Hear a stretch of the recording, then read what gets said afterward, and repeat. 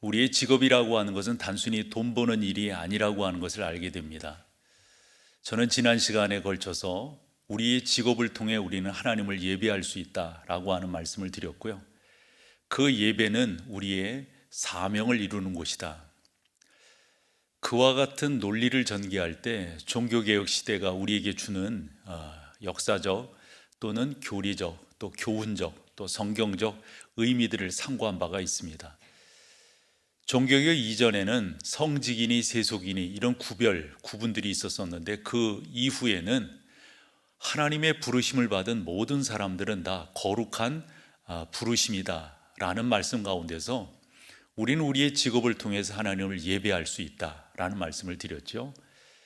그러면서 지난 시간에 특별히 우리는 사명을 감당하는 귀한 부르심이 있다. 그 사명을 우리는 우리의 직업을 통해서 잘 감당해낼 수 있다라는 말씀도 드린 바 있습니다. 오늘은 그 한 시간을 더해서 그 사명을 우리가 어떻게 감당할 것인가 하는 내용을 나눠보려고 그러는데요. 그 나누는 내용 가운데 하나가 우리가 부름받은 그 직업 또는 그 삶의 현장이 사역자로서 부르심을 입었다 하는 겁니다. 흔히들 생각하길 사역자 그러면 목사 또는 선교사로 부름을 받은 것, 그게 아닌 거예요. 우리의 모든 삶은 그렇게 부름을 입어서 그 자리에서 사명을 감당하며 나아가는 것, 바로 그것이 사역자로서의 삶을 사는 것이다. 오늘 우리가 읽은 이 골로새서 3장 그 두 절만 볼게요. 22절, 23절을 보면 우리가 어떻게 그 사명을 감당해야 될 것인가 하는 것을 말씀해 주고 있습니다.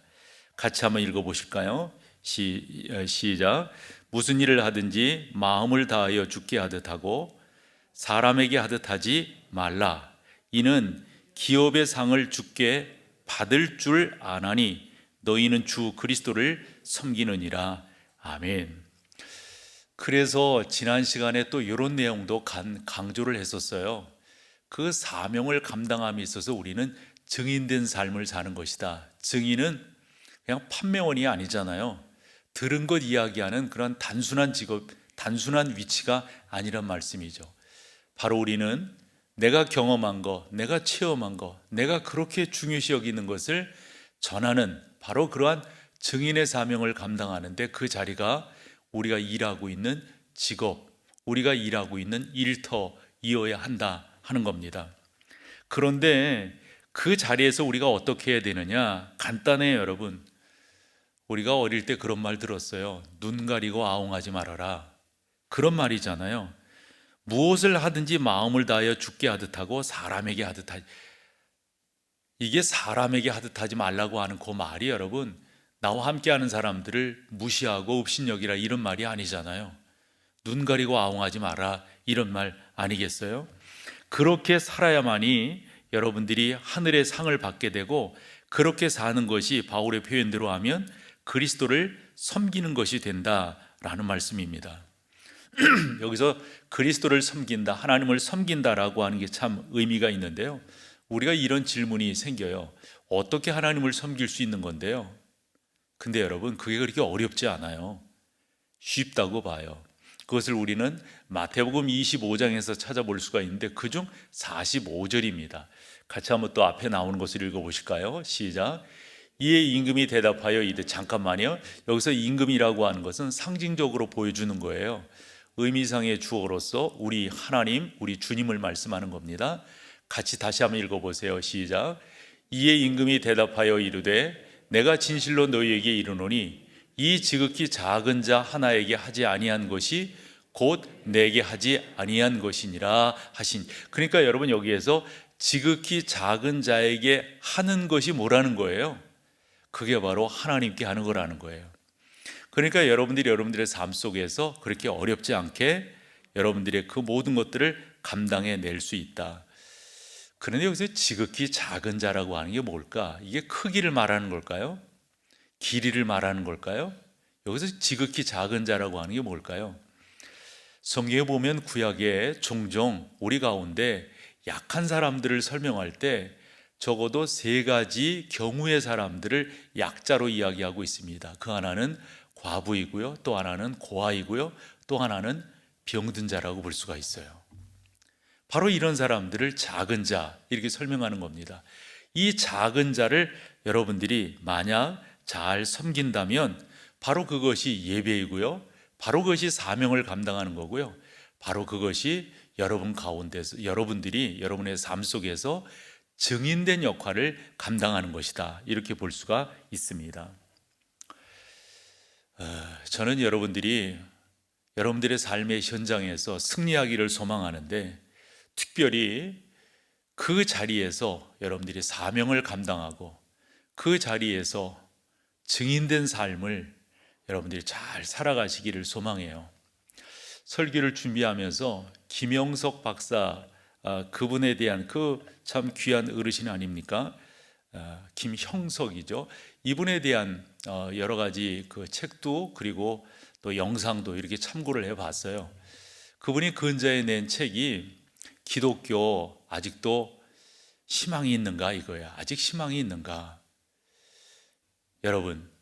여러분들이 믿고 있는 이 기독교 희망이 있어요?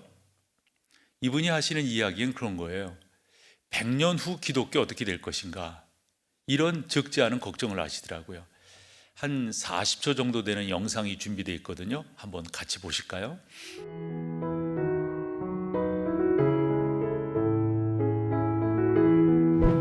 100년 전에 3.1운동 때는 우리 기독교인들이 사회에서 지도자 역할을 했거든요. 근데 100년쯤 지난 지금은 지도자의 위치에서는 떨어지고요. 중간쯤, 중간 사회로 내려온 것 같아요. 지금부터 이제 100년 후를 생각해서 교회가 기독교 정신을 유지하지 못하면 기독교회는 희망이 없겠다. 그런 그 걱정이라고 할게요. 아까 여러분들이 보셨던 그 책이 바로 이런 내용을 담고 있는 것입니다. 그래서 적어도 여러분들이 기독교, 내가 믿는 이 기독교, 이게 정말 중요한 거잖아요. 저는 감히 생명과 같다 이런 표현을 쓰는데요. 여러분, 이 기독교가 100년 후에, 이분이 이 영상에서 어떤 이야기까지 하냐면 당신이 유럽의 교회들을 어느 정도 알고요, 그래 미주의 교회들을 아는데, 우리가 기독교가 가르치는 이 분명한 정신을 지키지 않는다면 100년 후 우리의 기독교도 장담할 수 없다 하는 그런 내용입니다. 그러면서 당신이 이제 목사가 될 생각을 했었대요. 그러고 신학을 이렇게 해보니까 너무 갇혀 있더라는 거죠. 그래 인문학을 해보니까 너무 넓더라는 거예요. 그러면서 교훈하는 게, 너무 교회가 교리에 갇혀 있으면 희망이 없다 이거예요. 그 말인즉슨 너무 다른 것 바라보지 않고 세상 바라보고 우리만 이렇게 해가지고는 소망이 없다는 거죠. 저는 일찍이 이와 같은 내용들을 알았고요, 여러분들과 같이 이 교회만이 이 민족의 희망이 되고 예수 그리스도만이 인류의 소망이라고 하는 사실을 누구보다도 제 자신이 잘 알기 때문에 교회를 세워나가야 된다, 주님의 그 거룩함을 우리가 잘 유지해야 된다라고 하는 말씀을 이제껏 드렸던 거죠. 우리 교회가 40주년 행사를 할 때 지난 40년은 감사와 은혜의 시간이었다면 앞으로 우리의 40년, 아니 그 이상의 시간들은, 저는 그것을 잘 우리 교회가 정했다라고 생각해요. 섬김과 봉사이어야 할 것이다. 이게 바로 기독교 정신인 거죠. 기독교 정신이라고 하는 건, 교회를 옳게 세워나간다고 하는 것은 여러분들이 이 자리에서 이렇게 잘 모여서 예배한다, 코로나19 상황 속에서도 우리가 적절하게 모여서 예배하고 있다, 그 이상을 뛰어넘는 거라고 저는 생각을 해요.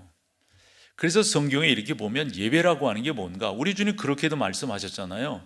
예배 중에 누구와 좀 걸리는 것들이 생각나거들랑 그거 스탑하고, 뭐를 스탑하고 하는 거예요? 예배 중지하고 그 사람과 가서 먼저 해결하고 와서 예배를 드리는 것이 옳다. 저는 진짜 예배라고 하는 것은 여기서의 예배도 예배이지만 여러분들의 삶의 현장 속에서 예배자로 사는 거예요. 여러분들의 직업이 여러분들의 사명을 감당하고 거기에서 증인의 삶을 살고 오늘 말씀의 주제처럼 여러분들이 여러분들의 삶의 현장 속에서 사역자로 살아간다면 이보다 더 귀한 것이 없는, 그럼 어떻게 하는 건데요? 그게 어떻게 하는 건데요? 저는 이 길이야말로 기독교가 기독교 되는 것이다 라고 믿어서 오늘 여러분과 말씀을 나눌 때 크게 두 가지 주제로 상고해 보려고 그래요. 중요한 것은 우리가 왜 이와 같은 사명, 즉 섬김을 가져야 되는가, 거기에 따르는 유익함이 세 개가 있습니다. 큰 두 번째 주제로는 그럼 어떻게 하는 것이 기독교를 기독교답게 하는, 이 기독교를 우리의 자자 손손들에게 물려줄 수 있는 귀한 생명이 되게 할 수가 있는가, 그 방법적인 것 네 가지를 말씀을 드리려고 그래요. 이렇게 말씀을 나눠갈 때 여러분 가운데 은혜가 되기를 소망하고요, 또 결심이 되기를 소망해요. 그래서 여러분들이 이 부름받은 자리가 얼마나 존귀한 자리인지, 내가 서 있는 이 직업이라고 하는 게, 이 삶의 현장이라고 하는 게 얼마나 하나님 앞에서 이게 귀한 것인지 더더욱 인식하고 여러분들의 삶을 온전히 이루어 나가기를 사모합니다. 그래서 첫 번째로 생각하는 것은 우리가 왜 이 기독교, 이 귀한 것들을 우리가 온전히 이루어 나가야 되는가, 거기에는 유익함이 있습니다. 그 첫 번째 유익함은 우리가 이와 같은 삶을 살면 살수록 나의 삶의 의미가 분명해져요. 흔히들 사람들이 낙심해하고 또한 나름대로 번아웃 되어지고 또 사람들이 막다른 길을 선택하는 이유가 어디 있겠어요? 내 삶의 의미가 흐려질 때예요. 내 삶의 의미가 잘 잡히지 아니할 때 그런 막다른 길을 걷게 되는 것을 우리가 보게 됩니다. 사랑하는 여러분, 여러분들은 분명한 하나님의 목적 가운데 이 땅에 존재하고 계세요. 우리가 종종 에베소서 2장 10절을 이야기하는데요, 우리는 그의 만드신 바라, 그분께서 우리를 선한 일을 위하여 지으셨다고 그랬어요. 그 선한 일이 다름이 아니라 하나님 그분의 이름을 드높이는 일이라고요. 그래서 그 일을 여러분들이 잘 감당하며 나아가는 것이 무엇보다 중요하다 하는 거예요. 종종 우리는 이런 이야기 하죠. 구원이 뭐예요? 구원이 그러면 예수 그리스도를 구주로 영접하면 100번 맞는 말이죠. 그런데 거기에서 멈추는 경우가 너무도 많은 거죠. 죄송하지만 저는 이 시대에 부합해서 말씀을 드려본다면 구원이라고 하는 것은 나의 삶으로 증거되어야 하는 겁니다. 내가 그것을 지키고 있는가, 내가 그 길을 따라가고 있는가, 이게 바로 내가 구원받았다고 하는 증거일 것입니다. 전혀 나의 삶 속에서 성경적 열매가 맺혀지고 있지 않는데 입으로만 믿습니다. 우리 주님 말씀하셨어요. 이 다음에 너는 나 몰라, 나 너 몰라, 저쪽으로 가, 저 어두운 데로 가, 저 지옥으로 가, 이렇게 말할 때 이렇게 말한다는 거예요. 아니 왜 우리를 글로 보내냐고, 우리가 저 세상에 있을 때 주여 주여 하지 않았냐고. 주여 주여 하는 자마다 내게로 오는 것이 아니라 그 뜻을 행하고 그 길을 걸은 사람만이 내게로 올 수 있다. 이게 한국교회가 다시 한번 되새겨야 될 말씀이라고 봐요. 한 번 더 여러분들의 삶의 현장 속에서 사명을 감당하셔야 돼요. 여러분의 삶의 현장 속에서 증인된 삶을 사셔야 돼요. 여러분의 삶의 현장 속에서 오늘의 주제처럼 여러분들이 사역자의 길을 걷는 거예요. 그 길을 걷지 않는다면, 그렇게 할 때 여러분, 여러분들의 삶의 의미가 훨씬 더 분명하게 될 겁니다. 우리가 흔히 구원을 이야기할 때 그 구원이 뭐냐라고 이야기하는데 저는 이렇게 설명을 하곤 합니다. 성경을 이렇게 쭉 보면 말이에요, 창세기에서부터 요한계시록까지 이 66권의 성경을 이렇게 쭉 보면 면면이 흐르는 하나님의 교훈이 있어요. 하나님이 우리와 어떠한 관계를 맺기를 원하시는가, 우리를 부르셔서 구원시켰다고 하는 게 뭔가, 이렇게 보면 요 깨달음이라는 거예요. 요 깨달음. 그게 뭐냐면 나는 너희의 하나님이 되고 너희는 내 백성이란다. 나는 너의 하나님이란다. 너는 내 백성이야. 이 부르심이에요. 성경 창세기부터, 즉 아담과 하와로부터 계속 되어지는 게 이에 따른 부르심이에요. 아브라함을 그렇게 부르신 거고요. 이삭과 야곱과 요셉을 그렇게 부르신 거예요. 그래서 그 백성들이 애굽에 내려가 있을 때 그냥 그곳에 살고 있었어요. 흔히들 그런 말 하거든요. 진짜 좋은 땅은 거기가 아니냐? 왜 그곳에서 불러냈느냐? 바로도 하는 말이 그 말이잖아요. 이 백성을 너희가 꼭 불러내야 되겠느냐? 그때 모세가 바로에게 한 말이 뭐예요? 이 백성은 바로 당신의 백성이 아니라 하나님의 백성이라고. 그러면 왜 가야 되느냐? 여기서 있어도 되지 않느냐? 너희만 가면 안 되느냐? 애들은 여기다 놓고 가면 안 되느냐? 안 된다고 말을 했어요. 이 백성은 하나님을 예배하기 위해서 특별히 선택받은 백성이기에 불러내야 된다.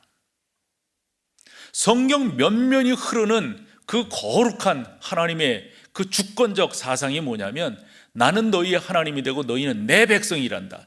여러분, 내 백성은 어떻게 살아야 되는 거예요? 그것이 성경의 또한 강론이에요. 그 중에 하나가 내가 거룩하니 너희도 거룩할지어다. 여러분, 이 말이 무슨 말이에요? 닮는다는 말이에요. 닮는다는 말. 자식이 애비를 닮듯이 하나님이 나의 하나님이라고 하면, 내가 그분의 백성이라고 한다면 그분을 닮는 거예요. 어떻게 해요? 거룩함으로 다. 그럼 거룩함이라고 하는 게 뭐냐고요?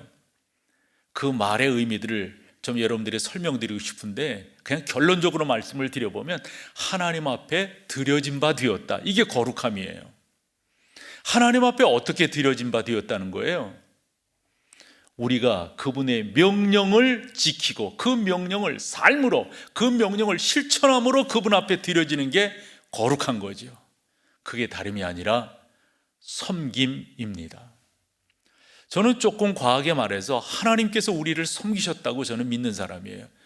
여러분 가만히 봐보세요. 그 섬김이 뭐 아랫사람이 윗사람을 이렇게 자꾸 이렇게 어떤 하나의 그 이런 어떤 순서적인 면에서 그렇게 이야기하려고 해서 그런데, 여러분 하나님이 우리를 얼마나 섬기십니까? 하나님께서 당신의 형상으로 이 땅에 우리를 만드시고 나서 우주 만물을 다스리는 권세를 주셨어요. 여러분 그게 우리를 섬겨주신 것 아닌가요? 우리를 섬기시기 위해서 우리 주님, 우리 하나님께서 어떻게 하셨어요? 당신의 독존자 예수 그리스도를 이 땅에 보내시면서까지 우리를 살리셨어요. 이거 섬김 아닌가요? 우리 주님은 그렇게 우리 보고 살라고 명령하고 계신 겁니다. 우리가 흔히 이렇게 살아갈 때 난 요즘에 너무 이렇게 좀 뭔가 이렇게 나른해. 난 요즘 이렇게 삶에 의욕이 없는지 모르겠어. 나는 요즘 이렇게 살아가면서 왜 이렇게 번아웃 되는지, 그런 표현들을 우리가 한다고요. 저는 거기에 하나 여러분들에게 충고적인 것 말씀을 드려본다면, 우리가 섬기는 에너지가 약화될 때 그렇게 되어진다라고 저는 말씀을 드릴 수가 있어요. 여러분들이 그처럼 거룩함으로 그 하나님을 섬기며 나간다면 여러분 놀라운 은혜가 있게 되는 겁니다. 여러분들이 그 역사들을 이루어내는 것, 그것이 너무도 귀해요. 이 김영석 박사님 그 이야기를 이렇게 할라치면은, 그분이 교수로 있으실 때 이렇게 좀 어려운 학생들을 이렇게 좀 도와주고 그러셨나 봐요. 학비도 좀 대주고. 이제 연세대학이니까 그 학생들이 자라가지고 어느 정도 기반이 잡고 그러면 그때 그 고마움이 있어가지고 이렇게 좀 준비를 해서 그 박사님을 찾아오나 봐요. 그럼 찾아서 그때 너무 고마웠다. 그러면 그걸 받으신 적이 없다는 거예요. 제가 영상을 봤더니 그 제가 봤던 그때 그 영상이 아마 작년이었던 것 같은데, 그 큰아들이 73이더라고요. 그 아들이 그런 증언을 해요. 우리 아버지가 그런 거 가지고 오는 학생들의 가지고 오는 것들을 받으신 적이 없다. 그러면서 꼭 이 말씀을 하신다는 거예요. 너도 다른 사람에게 그렇게 좀 해라고.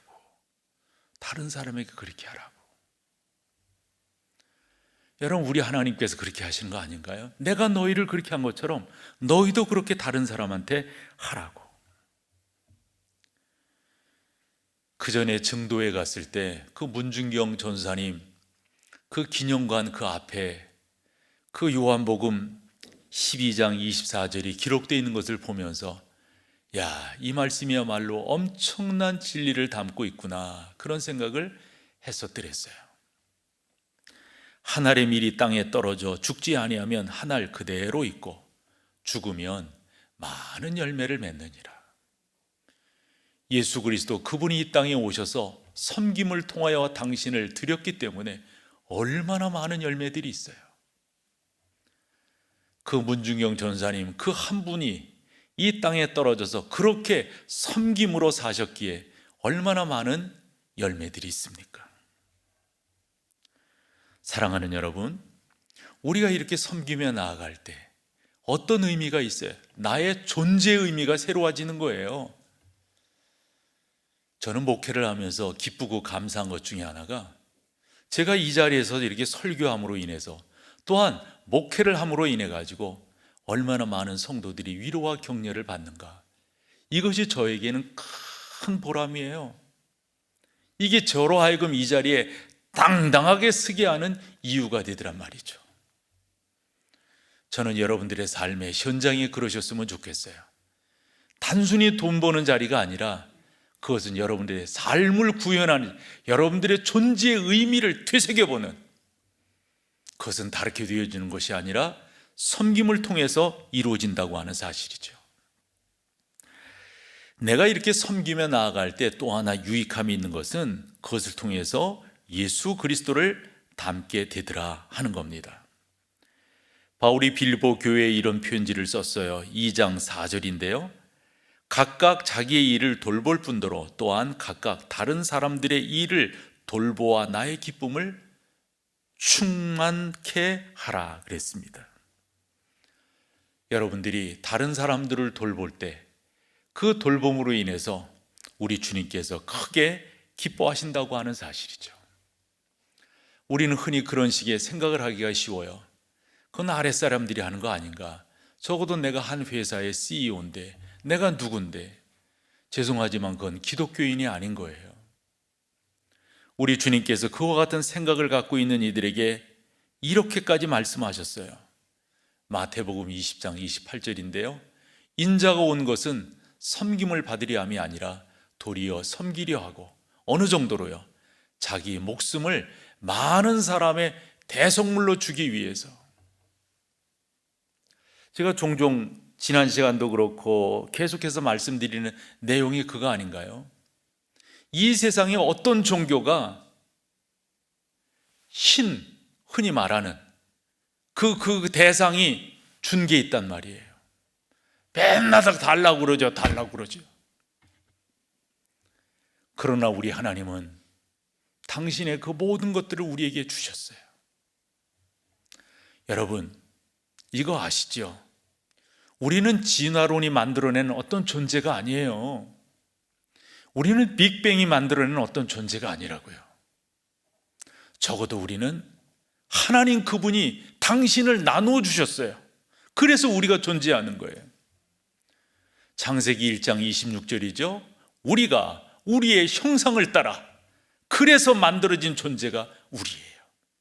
우리 안에는 하나님의 공유적 속성들이 우리 가운데 있어요. 우리는 짐승이 아니에요. 하나님께서 우리를 이렇게 만들어 주셨어요. 그렇다고 한다면 우리가 그분을 닮고 그분을 섬기는 것, 그거 당연한 것 아닙니까? 우리 주님 말씀하신 대로 나는 섬기려 온 것이 아니라, 섬김을 받으려는 것이 아니라 섬기려 왔다고. 저는 리더십의 가장 핵심은 섬김에 있다. 이 섬김의 리더십, 이것만큼 의미 있고 중요한 것이 없다고 봐요. 여러분들의 삶의 현장에서 그렇게 나가신다면 크게 여러분들이 사랑을 받으시리라 생각을 합니다. 세 번째로, 이 섬김이 나에게 주는 유익이 있다면 하늘의 상급입니다. 하늘의 상급이 우리 가운데 크다고 하는 건데요, 같이 읽어보세요. 마태복음 25장 21절입니다. 그 주인이 이르되 뭐라고 하죠? 잘하였도다 착하고 충성된 종아, 내가 적은 일에 충성하였음에 내가 많은 것을 내게 맡기리니 내 주인의 즐거움에. 그래서 여러분, 요것을 보면요, 하나님께서 우리 가운데 상급으로 주시는 게 뭐냐면 세 가지예요. 그 첫 번째는 칭찬입니다. 칭찬. 여러분, 우리 잘하면서 칭찬을 듣잖아요. 부모님에게도 칭찬을 듣고 선생님에게도 칭찬을 듣고 우리는 살아가면서 뭐 친구들한테도 주변 사람 칭찬이 우리를 지금 이 자리에 있게 하는 거예요. 칭찬은 그만큼 중요합니다. 다르게 표현하면 격려입니다. 격려. 여러분, 우리가 그런 거 들을 때 기분 좋지 않아요? 감사하지 않아요? 그런데 있잖아요, 우리를 우리답게 만들어주는 칭찬이 뭐냐면 하나님께서 해주신 칭찬이에요. 잘했다, 잘했다. 이 다음에 우리 모두는 다 그분 앞에 서게 될 겁니다. 질문이 있을 거예요. 너 어떻게 살다 왔니? 여차여차해서 여차했습니다. 그때 그거밖에 못했니? 이렇게 얘기하지 않으실 거예요. 우리 주님께서 착하고 충성된 종아 잘하였도다. 이것이 제 삶의 목표입니다. 저는 그 칭찬을 듣기 위해서 순간순간을 살아갑니다. 그리고 목회합니다. 여러분들도 그렇게 주의 칭찬받는 여러분 되시기를 축원합니다. 하늘의 상급 중에 두 번째는 더 풍성한 것을 얻게 하신다고 그랬어요. 내가 적은 일에 충성하였음에 내가 많은 것을 내게 맡기리니. 사실 그 많은 것이 뭔지는 잘 모르겠어요. 그러나 우리 주님께서 주신다고 하셨어요. 분명한 것은 우리가 이 세상에서 사는 그 횟수보다 하나님과 함께 지내는 것은 이루 말할 수 없을 겁니다. 여러분들은 의미 있는 곳에 투자하시잖아요. 남는 것에 투자하시잖아요. 어디가 의미 있습니까? 무엇이 남는 장사입니까? 하나님, 그분과 지내는 것이 의미가 있고 남는 것입니다. 또 하나, 우리 가운데 뭐라고 말씀하셨냐면 내 주인의 즐거움에 참여할지어다. 그 주인의 즐거움이 어떤 건지 잘 모르겠지만 저는 그냥 간단하게 믿어요. 주님께서 좋다고 하셨으면 좋은 거고요, 풍성하다고 하셨으면 풍성한 거고요, 주님께서 참여하라고 그랬으면 참여하는 거고요, 너무도 귀한 것으로 주시리라고 믿어요. 이와 같이 섬김을 통해서 우리의 유익함을 살펴보았다면 그러면 이제 좀 더 구체적으로 어떻게 우리가 섬길 거냐 하는 거예요. 어떻게? 그 네 가지를 말씀을 드려보면 첫 번째, 사람들을 조건 없이 받아들이십시오 하는 겁니다. 다르게 표현하면 상대방에게, 여러분 동료들에게, 여러분들과 같이 지내는 직원들에게 따뜻하게 대해주는 거예요. 그래서 저는 리더십 중에 돋보이는 크리스찬 리더십의 핵심은 두 가지라고 보는 거예요. 하나는 따뜻함이에요. 따뜻함. 그 따뜻함은 섬김을 통해서 나타납니다. 또 하나는 실력을 갖추는 거예요. 이 두 가지가 비등하게 나가지 않으면 여러분들은 여러분들의 삶의 현장에서 리더십을 발휘할 수가 없어요. 어쨌건 따뜻한 여러분 되시기를 바라요. 이렇게 보면 사람들은 다 아픔이 있습니다. 또 실패도 있습니다. 실수도 있습니다. 사람들을 이렇게 보면 비틀비틀함들이 있습니다. 겉으로는 멀쩡하죠. 겉으로는. 예를 들어서 목사인 저도 여러분들이 따뜻한 한마디에 저의 모든 것들이 다 녹아질 수 있어요. 여러분 또한 마찬가지이시고요. 우리는 이렇게 살아가면서 누구에겐가 조건 없이 나를 이해하고 받아들여준다, 이것만큼 기쁘고 감사한 일이 없어요. 특별히 요즘 새벽 시간에 마태복음을 보고 있는데요, 오늘은 이제 11장을 들어갔지만 마태복음 8장과 9장을 보면 예수님의 12가지 기적이 소개되고 있습니다. 그 12가지 기적 중 9장에 가보면 이건 기적이라고 하기보다도 한 사람을 우리 주님께서 맞아주시는데 그 성경이 뭐라고 되어져 있냐면 마태라고 하는 사람이 세관에 앉아있다가 그래요. 세관에 앉아있다가. 마태의 직업은 세리잖아요. 그 당시의 세리는 사실 탐관오리입니다. 사람들이 싫어해요. 그래서 사람들이 지옥의 저 끝자락에 있다면 세리가 가는 곳이다, 이렇게 말하는 거예요. 그런데 마태에게 영적 각성이 일어나는, 나 이렇게 살면 안 되는데, 그러던 중 아마 예수님의 소문을 들었으리라고 봐요. 그때 예수님이 그와 같은 고뇌에 찬 마태를 만나주시는 거예요. 그때 마태의 마음이 얼마나 녹아졌을까, 얼마나 녹아졌을까 생각을 해봐요. 우리 주님께서 당신을 맞아주시는 거예요. 다 용서한단다, 다 용서한단다.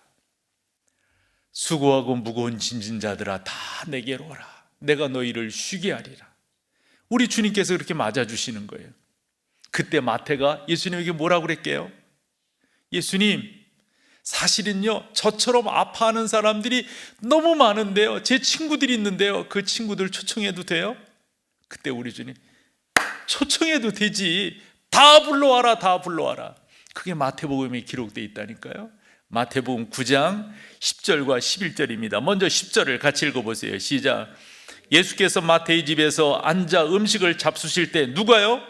많은 세리와, 조금이 아니에요, 조금이 아니에요. 많은, 이 사람들은 왜 왔을까요? 마태가 그렇게 말을 했고 예수님이 허락하셨어요. 다 오라고 그래라, 다 오라고 그래라. 예수와 그의 제자들과 함께 앉았대. 거기서 즐기고 좋아하는 거예요, 좋아하는 거예요. 그랬더니 그것을 고깝게 보는 사람들이 밖에 있어요. 11절 시작. 바리새인들이 보고 그의 제자들에게 이르되 어찌하여 너희 선생은 세리와 죄인들과 함께. 우리 주님을 모르는 거죠. 우리 주님께서 그 곤고한 인생들을 맞이해 주시는 것을 모르시는 거예요. 누가복음에 가봐도 사람들이 예수님을 신랄합니다. 너희 선생은 세리와 죄인들의 친구로구나. 아까 말씀드린 마태복음 8장과 9장에 보면 우리 주님께서는 각색 병자를 고쳐주십니다. 나병, 중풍, 열병, 귀신 들린 자, 죽은 자, 혈우병, 시각장애인, 누구든지 다 오라고 그러시는 거예요. 다 보면 한결같이 사람들로부터 담이 싸져 있는 사람들, 가까이 가지 못하는 사람들이에요. 그런 사람들을 우리 주님은 맞이해 주시는 거예요. 여러분들이 여러분들의 직장에서 여러분들의 동료들을, 여러분들의 상사를, 여러분들의 부하 직원을 그렇게 따뜻하게 맞이해 주신다면 여러분들은 사역을 감당하고 있는 하나님의 사람들인 거예요. 또 하나 방법이 있어요. 격려하는 거예요. 이게 예수 믿는 사람들의 특징이에요. 격려하는 거. 예수 믿는 사람들은 자꾸 격려할 줄 알아야 돼요. 제가 이 TV를 이렇게 보면서도요, 이래도 뉴스가 나오거나 뭐 있잖아요. 그런 거 다 보면 확실히 예수님을 믿는 사람들은 말하는 게 달라요. 그래서 제가 그 사람 이름으로 검색을 해본다니까요. 그럼 검색을 해보면 아니나 달라요. 종교란에 보면은 개신교, 종교란에 보면 장로교인, 뭐 감리교인 이렇게 딱 써 있는 걸 보게 돼요.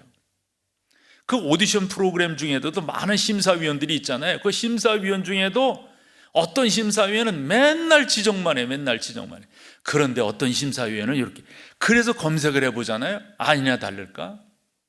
예수 믿는 사람들의 언어 생활 중 아주 특징적인 언어 생활이 뭐냐면 격려할 줄 아는 거예요. 격려할 줄 아는 거예요. 사랑하는 여러분, 여러분들의 자녀들을 그렇게 격려해 주세요. 우리 사랑하는 아내들이요, 여러분들의 남편들이요, 여러분들의 아내를 그렇게 격려해 주세요. 그러면 그것만큼 귀하고 감사한 일이 없다 하는 겁니다. 성경 한 군데를 읽어보면 데살로니가전서 5장 11절인데요, 성숙한 성도의 예를 거기서 볼 수가 있어요. 같이 한번 읽어보죠. 시작. 그러므로 피차 권면하고 서로 덕을 세우기를 너희가 하는 것 같이 하라 그랬어요. 그래서 여러분, 권면하고 라고 하는 이 말이 이거 되게 의미 있는 말이에요. 우리가 흔히 성령의 역사를 파라클레토스 이렇게 말하거든요. 파라라고 하는 말은 누구누구 곁에서 이런 말이고요. 여기 이 권면하고라고 하는 이 말도 이제 파라와 칼레오라고 하는 말이에요. 옆에서 불러주는 거예요. 그 말의 의미를 다르게 의역을 해보면 이런 거예요. 서로 위로하고 해요. 서로 위로하고, 서로 위로하고, 서로 위로하고. 지금이야말로 견디기 힘든 시간이고요, 감추어진 아픔을 갖고 있는 사람들이 우리 주변에 많습니다. 그런 사람들을 여러분들이 격려하는 거예요. 특별히 여러분, 우리는 다 말하고 사는 사람이잖아요.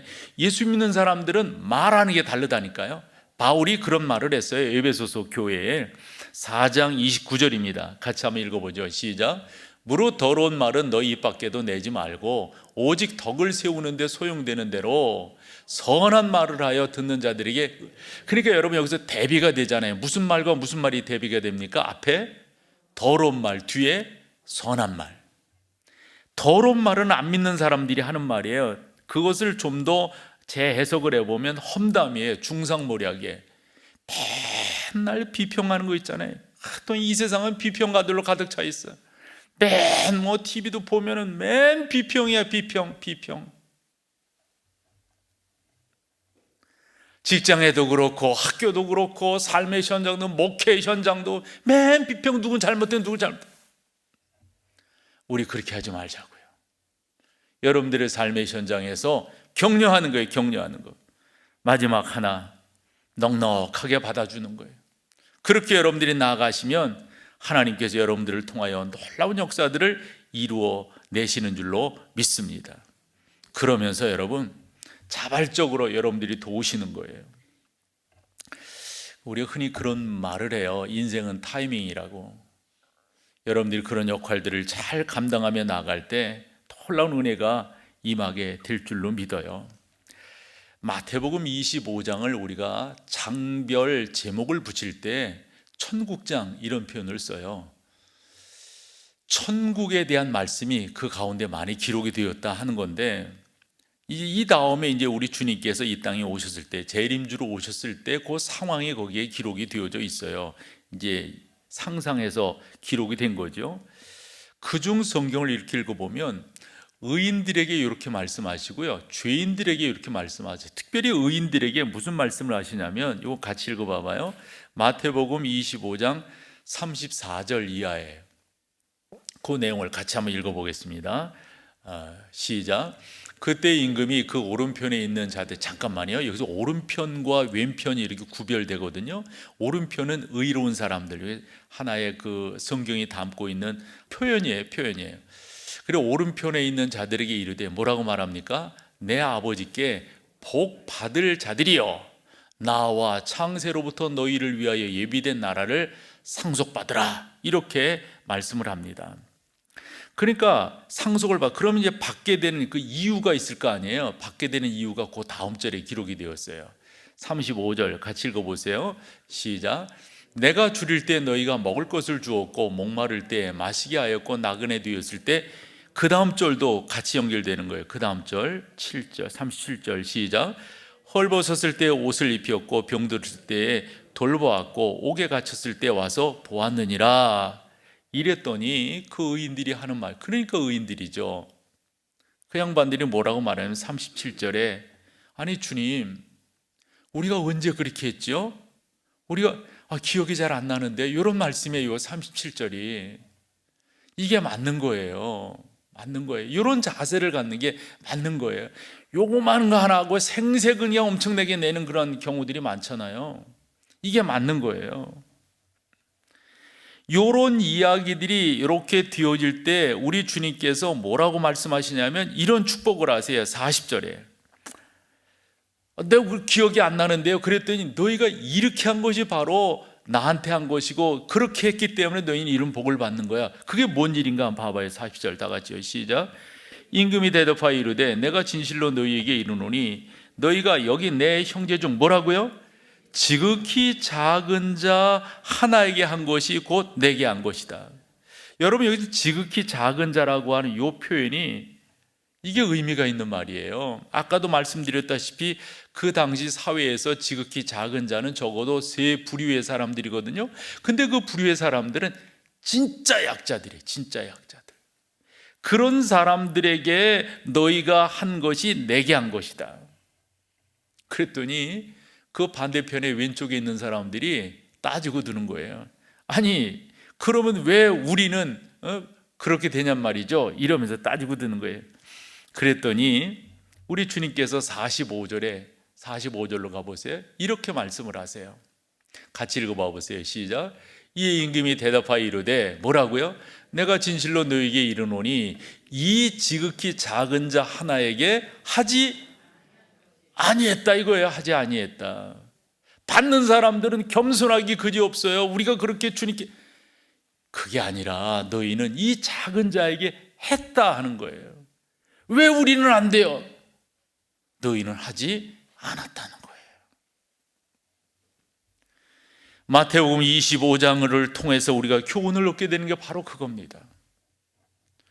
저는 여러분들이 얼마나 많은 성경 구절을 기억하고 있는가? 코로나19 상황 속에서도 예배당 나오기 위해서 얼마나 애를 썼는가? 얼마나 많은 헌금을 했는가? 얼마나 많은 사람들, 얼마나 죄송하지만 이런 것이 여러분들의 훈장이 될 수가 없어요.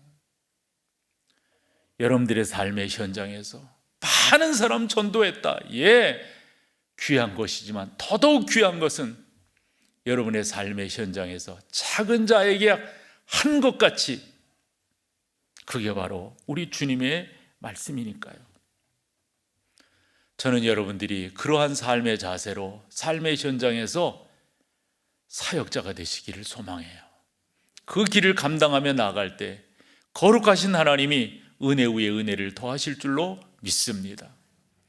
한 가지만 더 말씀드리고 마칠게요. 사도행전 13장에 가보면 안디옥 교회가 이제 부흥하게 되고, 그 부흥하는 과정 속에 바울과 바나바와 바울을 따로 세워서 선교사로 파송을 합니다. 선교사로 파송을 받은 이 바울과 바나바와 바울이 비시디아 안디옥을 비롯해서 여러 군데 다니면서 이 선교를 하는데, 특별히 그 13장 그 30절 그 이하에 보면 바울이 아주 의미 있는 설교를 하나 해요.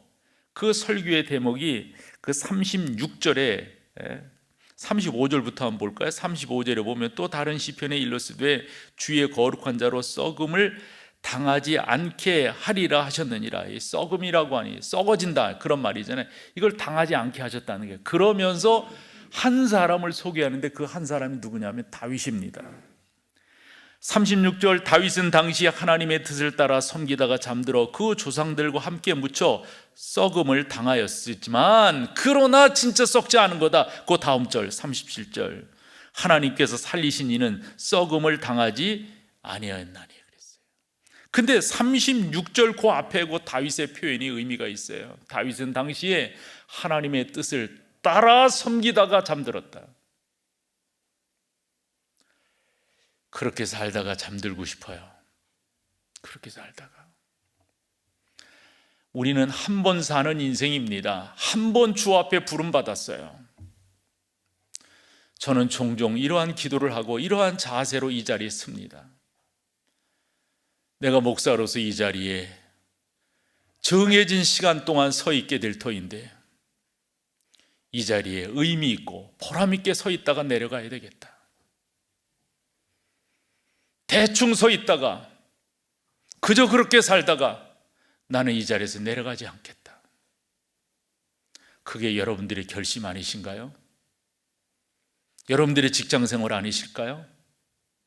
여러분, 우리 그렇게 살아서 거룩하신 하나님을 영화롭게 하고, 또 여러분들의 자녀들에게도 용기를 주고, 여러분들을 알고 있는 사람들에게도 크게 위로와 격려가 된다면 살만 나는 인생이죠. 꼭 그렇게 살아 승리하는 여러분 모두가 다 되시기를 축원합니다.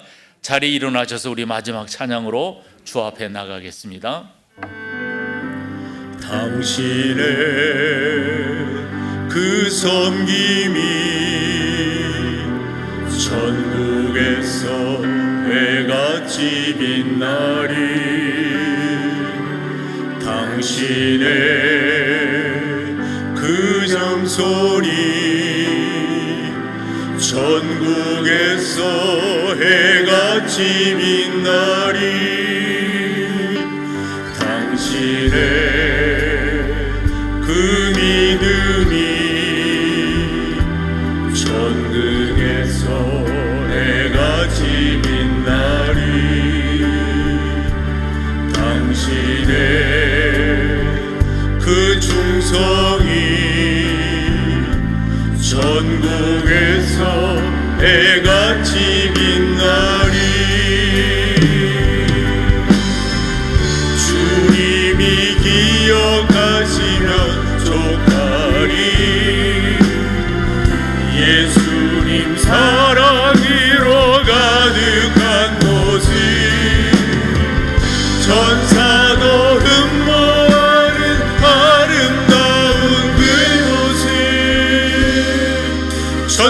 천국에서 해같이 빛나리 당신의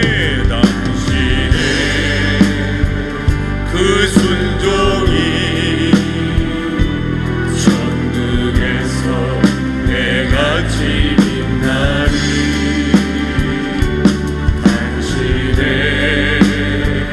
그 사랑이 아멘 천국에서 해같이 빛나리 당신의 그 찬송이